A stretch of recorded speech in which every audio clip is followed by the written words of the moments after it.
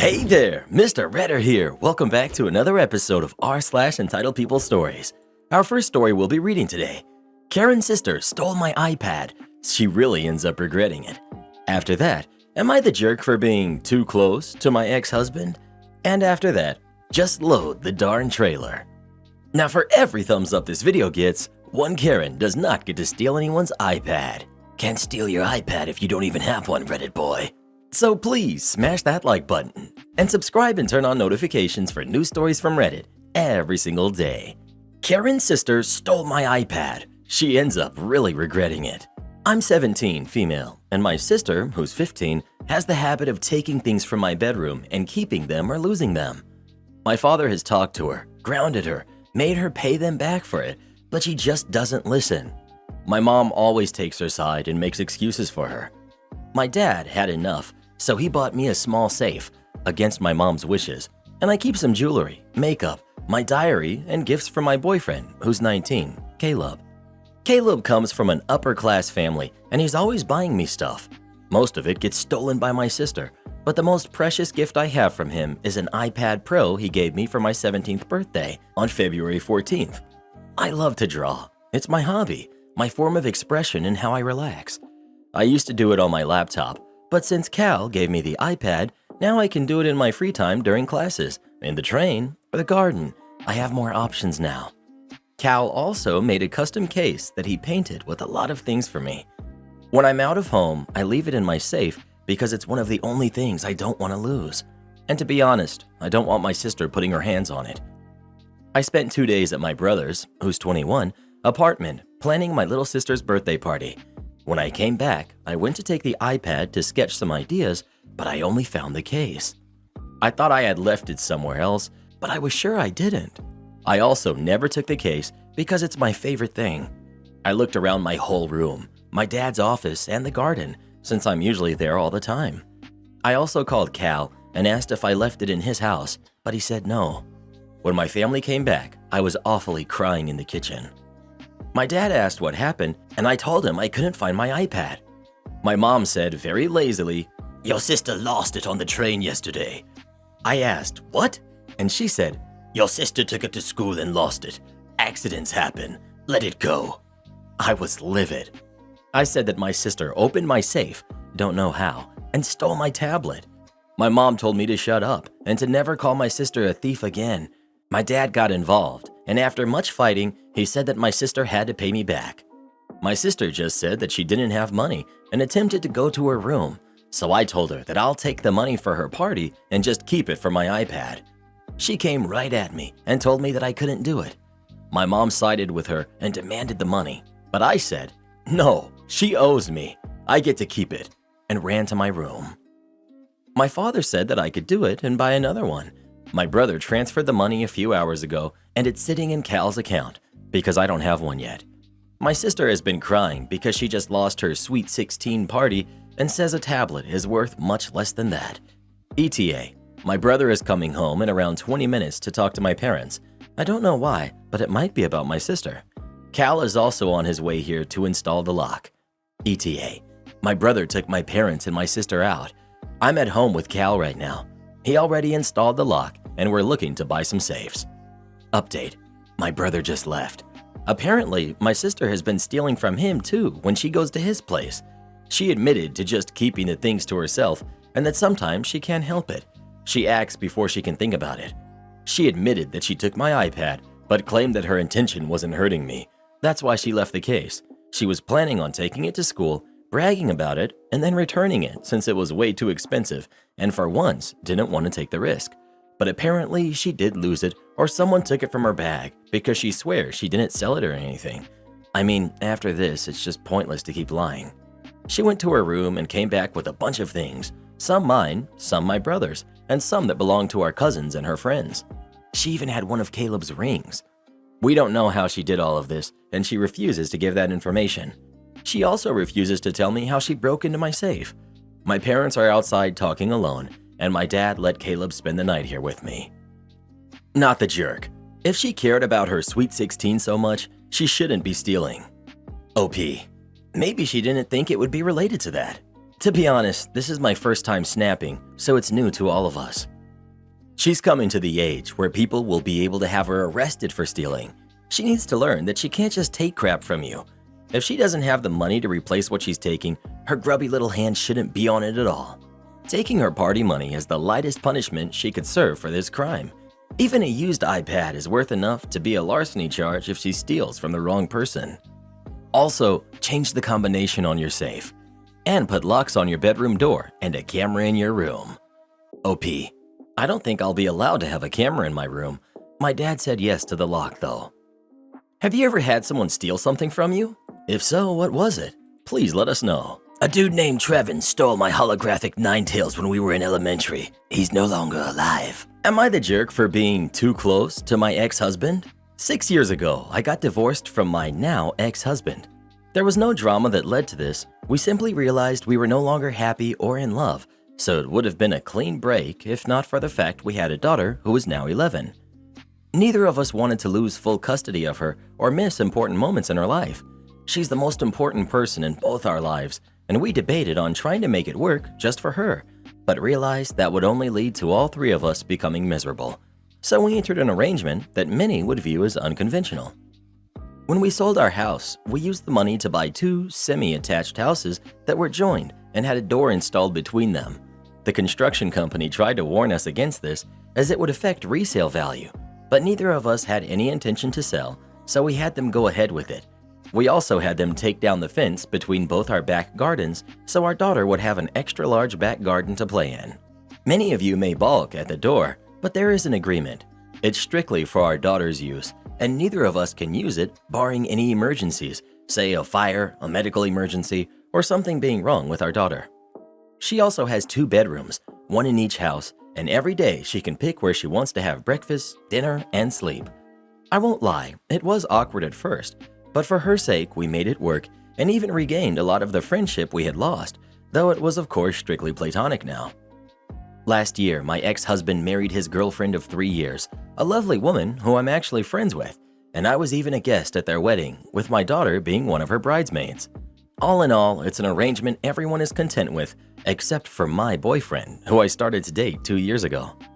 He understood the arrangement entering into the relationship, and while he said it was a bit weird, he never protested and all seemed well. Things are getting more serious, and we've been discussing moving in together, and he has made it clear that he wants me to move as he doesn't want to live next door to my ex-husband. I understood, but told him that wouldn't be happening, as my daughter had to come first, and our arrangement gave her a stable upbringing.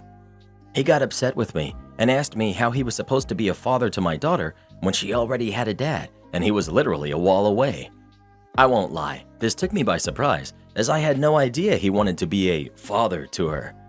I told him gently but firmly that he wasn't her father, that she already had one, and that even her father's wife didn't try to be a mother.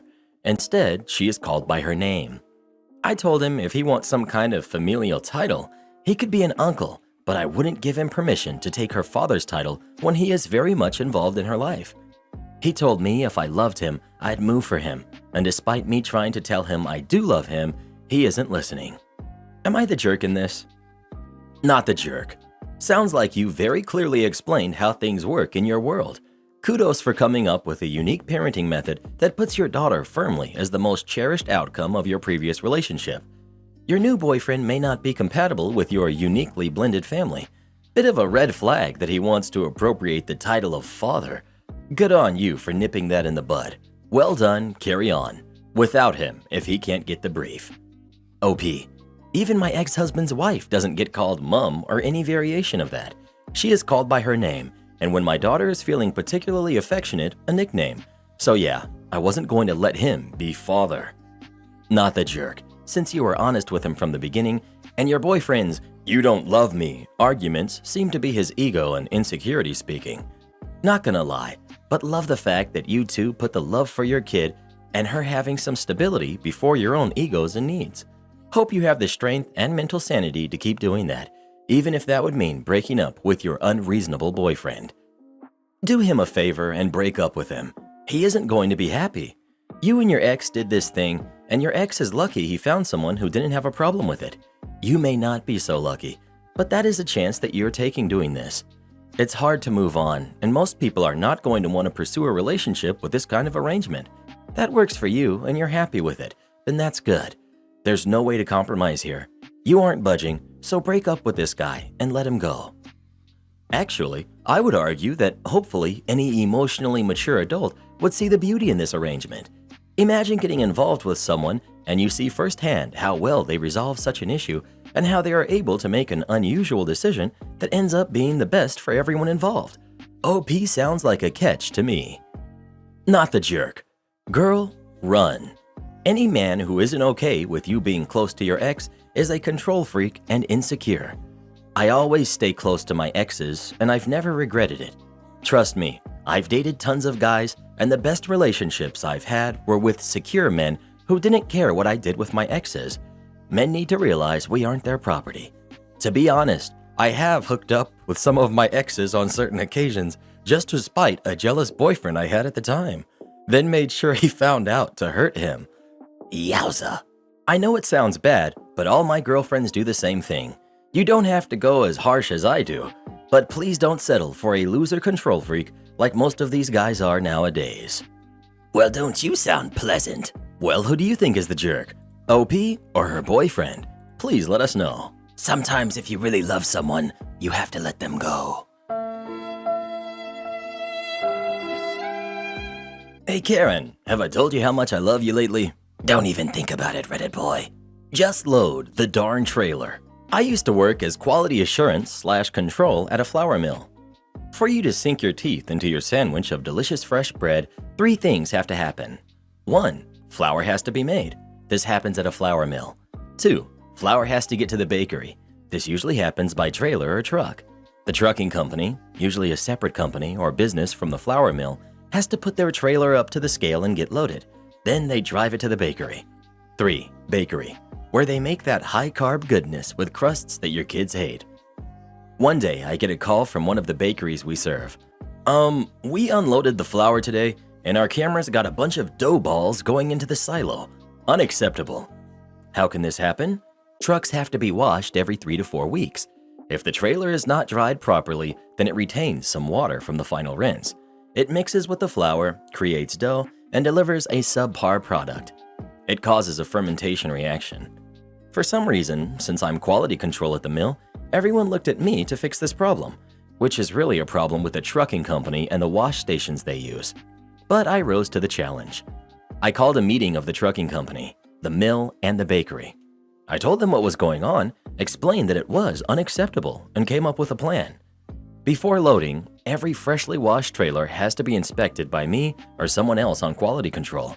We will not load trailers that the mill quality control does not release for loading. They all quickly agreed. Great idea. I get congratulated on fixing the problem. Until one Monday morning. We were supposed to load a trailer at 3 a.m. I was not supposed to be working then, but I came in just to inspect and sign off on the trailer. Delivery was at 7 a.m. It's a 3-hour drive to the bakery. Bob, the driver, was running late. I was getting mad, kept thinking of my bed and how I should be sleeping.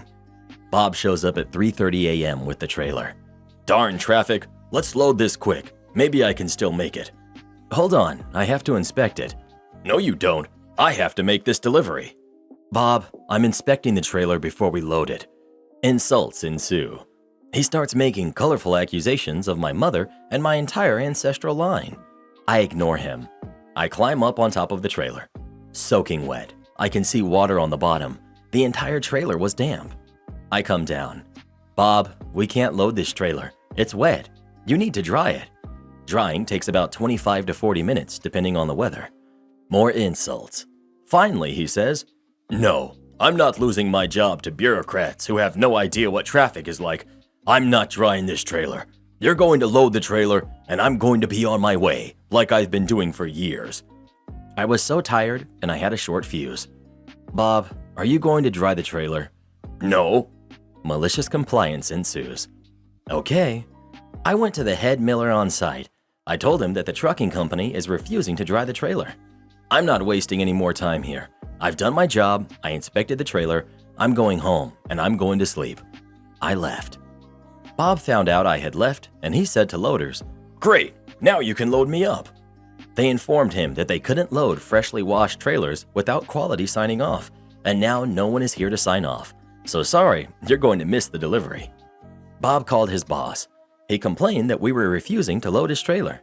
His boss called the head miller, who explained, per our agreement, quality couldn't sign off on a wet trailer. And since Bob refused to dry the trailer, quality's job was done. They inspected the trailer. There wasn't going to be another inspection, since the trailer was not going to be dry. So quality left. The trucking company. You need to call the bakery and tell them. They wanted the mill to take the blame. Oh, don't worry. We will be sure to call. And the head miller told the bakery what happened. The bakery fired the trucking company. Bob got fired from the trucking company. I got promoted. Just kidding, I didn't get promoted. Somehow my manager still blamed me for it. Something about using creative solutions. But nothing ever happened to me because of this incident. I don't care. No regrets. Am I the jerk for having my stepdad walk me down the aisle? I'm 27, female. My biological dad, who's 62, left my mom, who's 60, when I was 10 months old. It was a whole convoluted ordeal, but things boil down to 1. My mom had postpartum depression after having my brother, who's 31. 2. She recovers but gets worried when pregnant with my sister, who's 29. 3. My dad cheats on my mom a few times with a coworker while she's pregnant with my sister. 4.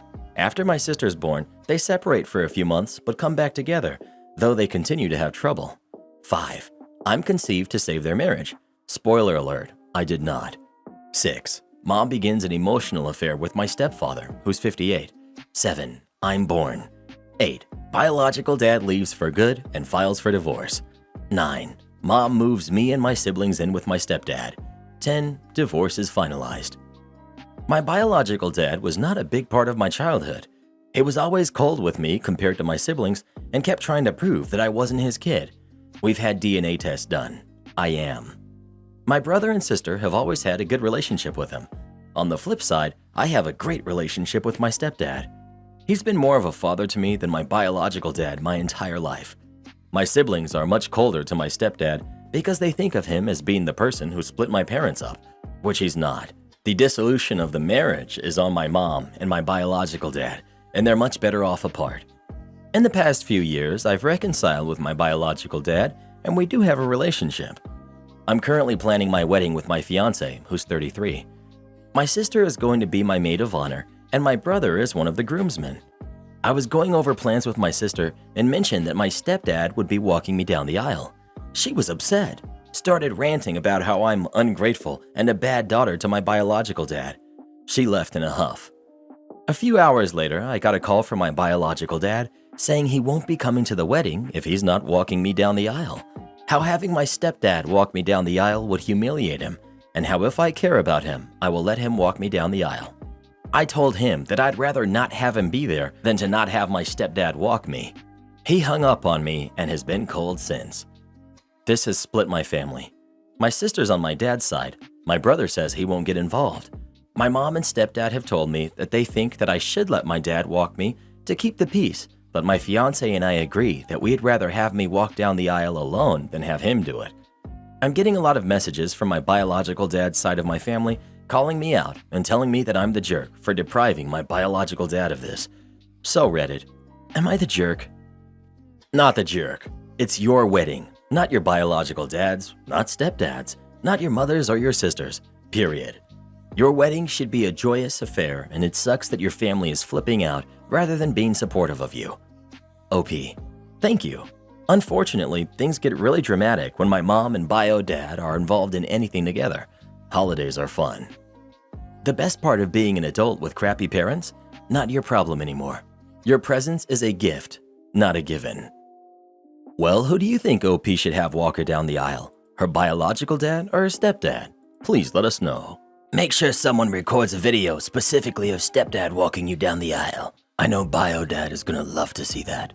Am I the jerk for not taking my niece to France? I, 37 male, live in the US with my 36 female spouse. She's American and I'm French. We both didn't want kids and didn't have any, and we enjoy our life this way together. We have nieces and nephews we see occasionally during the holidays or family gatherings. We just came back from a family visit that ended up in some arguments with our relatives over taking our niece, who's 17, to a planned trip to France to hang out with my family for 4 weeks during the summer break. By any means, our niece is a good kid. We watched a couple times at our home or theirs when her parents needed to be out of town and couldn't take her. She listens to us for the most part, but there are things she just doesn't do and gives us some attitude about when asked to, like taking her shoes off, not eating on the couch, asking adults for food instead of snacking, staying at the table until the end of the meal, waiting for everyone to start eating, setting the table, asking if she can watch TV instead of turning it on at will. These may seem like minor trivial details, but they are not where I come from. Arguing with adults over this type of trivial thing is not even a thing in my family. No fault of our own. Culturally, kids are raised differently here and there, and I'm fine with it, but this is also why I don't want to bring her with us on the trip. My sister has a big property with farm animals, a bed and breakfast, and all the kids are used to doing chores and don't argue because it's a communal thing we do together. Her property is a classic French small castle gym, and there's always something to do. We plan to drive to a couple wine places, visit friends, and we would need to leave our niece in the care of my sister. I already know the way my sister plans days for her kids will be a problem to my niece, and I don't want to burden her with that. She's making her home a welcoming place for over 18 family members, plus the guests in the bed and breakfast throughout the summer. We just do what she tells us and help where we can because she's the host. It's the way we've done it since forever. So when my brother-in-law asked if I could take our niece on our trip to France, I said no. He insisted I ask my sister before I answered, and I said that I wouldn't. I asked that we talk in private and not in front of the kids to explain why to him. He started screaming, so I answered why, mentioning that French families operate differently and it wouldn't work for anyone. I know for a fact that my sister doesn't want any of it. She hosted an American exchange student once and didn't have a good time at all, and it was around the property work and chores. Now, brother-in-law, sister-in-law, mother-in-law, and father-in-law are upset and trying to get my wife to make it happen for the sake of our niece. Am I the jerk for not wanting to take my niece to France? Not the jerk. If they want her to go to France, they should take her. You are not obligated to do this, period. It's not your kid. Not the jerk. It's your vacation. Them asking is fine, but when you said no, that should have been it. You'd have to have her with you for 4 weeks and have your sister babysit her as well. It's unfair to be asked to do that. You decided to not have kids for a reason. What an amazing opportunity that would have been for a 17-year-old. What a shame for her that she hasn't been taught to be a better guest. But she hasn't, so that's that. If you're not comfortable inflicting her on your sister, then there's no way you are obliged to. Your brother-in-law is astoundingly oblivious and entitled to yell at you and try to force this, which shows exactly where your niece got her attitude and gives you no way at all to be confident that your niece would even try to be better or more respectful if she did go. At 17, if she can't handle being told, no, you can't go to France with your aunt, then that's proving the point even further. Not the jerk, and don't ruin your trip by caving to pressure. Am I the jerk for saying my husband's family tradition made me feel like a glorified surrogate and not wanting to participate? My husband's family have a tradition that makes me feel like a glorified surrogate. Essentially, when someone has a baby in the family, the husband and the grandfather both give the mother a substantial amount of money. The way my husband explained it to me made it seem like it happens immediately after giving birth. When he told me, I made a face and he asked me why. I said that this tradition made me feel like a glorified surrogate, and it was like he and his family were buying the baby from me. My husband got really offended and said it was a nice thing his family did to the new mother, and that in a few months I should just thank his dad and not say anything negative about this tradition as it was important to them and him. I told him I wasn't sure I wanted to participate, and now he's upset and thinks I'm reading too much into it. Am I the jerk? Why are people saying not the jerk? I'm sorry, but yes, you actually are the jerk. You're reading too much into it. It makes no sense to buy the baby from you, and I have no idea why you thought of it that way. Have you never heard of a baby shower? Or just in general, people with newborn babies getting gifts that would help the family out? Even if they didn't need the financial help, you could just set the money aside to use it whenever you want to buy your kid something, or even to use it for their education. This is a nice tradition because it means the father's family is invested in yours and wants you and the baby to live a comfortable, happy life. I don't know why you have such a negative feeling about that. They're just trying to do well by you. You're the jerk. I know. She's probably just one of those people that's able to find a negative in everything. The whole thing sounds like an amazing gesture and tradition. Here, new mom, you've worked so hard at creating another human being and we want to gift you a large sum of money so that you can treat yourself. What jerks his family are. You would be the jerk for sure. How is that any different from getting gifts when pregnant, or a family member setting up a trust for the baby? They're giving you and your baby a gift, not buying the baby. Not the jerk. This is honestly a major red flag. You aren't a dog that is to be rewarded for what you've done, so why are they treating you like one? Men think they can get away with this kind of crappy behavior because they feel above us. I would seriously reconsider this relationship unless you want to be treated like a dog for the rest of your life. Well, who do you think is the jerk? OP or her husband and the in-laws? Please let us know. Tell you what, if you don't want that money, I'd be glad to take it. Maybe we can work something out. Am I the jerk for wanting a room in the house I'm buying? For context, the house I'm 20 male, family lives in was owned by my grandmother, 57 female, and great-grandmother, who's 88. My grandmother passed last year, and the house solely became my great-grandmother's. She's willing to sell the house to us for $50,000 with a deadline. The original plan was for the house to go into my mother's name, who's 40, but the bank wouldn't approve her for a loan. My stepfather, who's 36, tried as well, and he wasn't eligible either. With the deadline approaching, we tried to see if I could. I'm currently in the process of doing it, but I have gotten further than both of them did. That leads us to the issue. I'm currently living in the house, in the formal living room, with a partition as my only form of privacy. I've been contributing to paying bills since before this, whereas my brother, 18 male, has not when we both have jobs. We used to live in the same room, but when I went away for college, he got the room to himself, and I won't fit in there anymore. I've been trying to get that room for a little while now, especially since it's right next to the front door, and my brother has a tendency of just randomly inviting friends over. With the fact that I am now taking a huge financial risk to save us from losing the house we have lived in for over 10 years, I told my mother that I want the room. I'm trying to get her on my side since I know my brother is going to fight tooth and nail to keep the room. She isn't completely on my side and has told me that she'll think about it whenever I've asked her. I brought up my situation with a few of my friends and coworkers, and they all believe that I should get the room, some of them saying that I would have the power to kick them out if I wanted to. I don't want to do that, since the only reason why I'm doing this is for them, but I do want to be able to have my own privacy. So please tell me, am I the jerk? Update. I read a lot of messages, and some of them were saying to have a legal agreement on the payment to ensure that my family would help contribute. I spoke with my family, and they have agreed to sign rental agreements, where each of them will be paying rent equating to a quarter of the mortgage, allowing everyone to pay an equal share. As for legal advice, my legal counsel is my mother since she has a background in paralegal. As for the room, I spoke with them about it, and after much discussion and argument, we have decided to create a room out of the garage, and my brother actually jumped to moving in there, which shocked us. So that takes care of the main point of the post. I wanted to thank everyone for giving me advice and the strength to stand up for myself.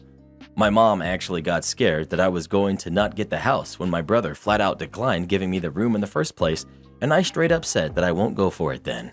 It's going to take some time, but I will get the room, and I won't be taken advantage of with the payments being able to fight it. Don't buy the house. This will only end in disaster for you. The families seem like nightmare tenants that'll only cause headaches for the OP. Not the jerk. Don't buy the house, or if you do, make sure you have a formal agreement drawn up by a lawyer for your parents and brother being your sibling. Not the jerk. I agree with the others. Don't buy the house. Your family will never see you as the homeowner. Save yourself a lifetime of grief. Well, what do you think? Should OP buy the house or not? Please let us know. Sometimes we love our family so much that we make decisions that will hurt us in the long run. Absolutely not. I really hope he changes his mind. Am I the jerk for not wanting to sit at the kids' table? Last weekend, I, 22 female, was at a family party at my aunt's house to celebrate my cousin's, her son, birthday. It was a nice time as always, and when it was time to eat, I got my plate and started heading downstairs where everyone was gathered since the kitchen is upstairs and the family room is downstairs. Anyway, my aunt rushes over and asks me where I'm going. I said downstairs like everyone else, and she told me I had to sit at the table so I wouldn't spill anything or make a mess. I didn't like this because I'm 22 years old, and I know how to not make a mess, and also because the only people sitting at the table were my 3 little cousins, who are 13, 10, and 6 years old. I told her again I didn't have to sit at the table, but she stood in front of me and blocked my way downstairs.